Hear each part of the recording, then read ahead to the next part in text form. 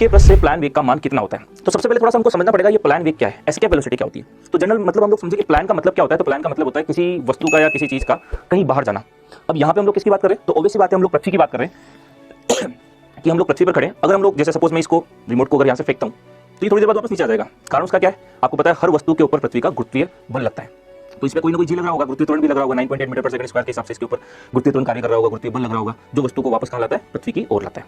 लेकिन अगर अब हम लोग किसी वस्तु को पृथ्वी से बाहर फेंकना चाहें तो हमें कोई ना कोई ऐसी वेलोसिटी तो देनी पड़ेगी जिसकी वजह से वो इस पृथ्वी के गुरुत्वाकर्षण क्षेत्र से क्या हो जाए, बाहर चला जाए और स्वयं वापस लौट कर ना आए। तो ऐसा न्यूनतम वेग, वह मिनिमम वेलोसिटी जिसके द्वारा किसी वस्तु को पृथ्वी से भेजने पर या प्रक्षेपित करने पर वह पृथ्वी के गुरुत्वीय क्षेत्र से बाहर चली जाए तथा स्वयं वापस लौटकर ना आए, ऐसा वेग क्या कहलाता है, प्लान वेग कहलाता है। क्लियर।